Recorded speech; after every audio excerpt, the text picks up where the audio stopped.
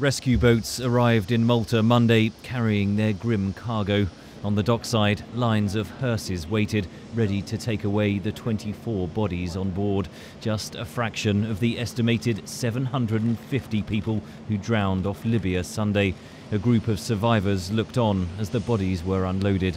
Hosting his Maltese counterpart in Rome, Italy's Prime Minister Matteo Renzi compared the smuggling of migrants to the historic African slave trade and proposed unspecified action to target the traffickers inside Libya. In Libya, the conditions to achieve peace through a military intervention at this time are not met. We talked about targeted interventions to destroy the criminal racket that is outside any control. 200 kilometers south of the Italian island of Lampedusa, the search continues, but hopes of finding more survivors are diminishing fast. Survivors say hundreds of people were locked below deck. European Union ministers meeting in Luxembourg proposed a 10-point plan to address the crisis, including doubling the size and funding for the existing Operation Triton patrol. EU President Donald Tusk says the plan will be discussed at an emergency meeting of EU leaders Thursday.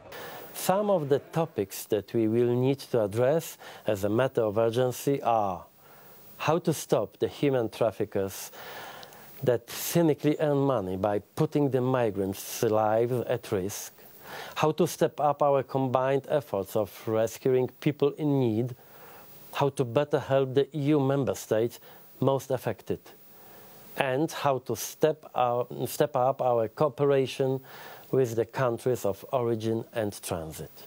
But there are divisions. Britain supported scaling back search and rescue operations in October. British Home Secretary Theresa May emphasised the need to stop the people smugglers. It is right that we are all deeply concerned at the appalling loss of life that has taken place. But our focus must be fairly and squarely on dealing with the callous criminals who lie behind this vile trade in human beings. The EU ended the so-called Mare Nostrum search and rescue operation over concerns it was encouraging more migrants to make the journey. But already this year, more than 21,000 immigrants have arrived on European shores. The numbers show that people will risk their lives no matter what, argues Andrej Mahecic of the United Nations High Commission for Refugees. The push factors have all along been far stronger than pull factors. For us, the key priority at this stage is to have an adequate replacement for the Mare Nostrum, for the search and rescue operation.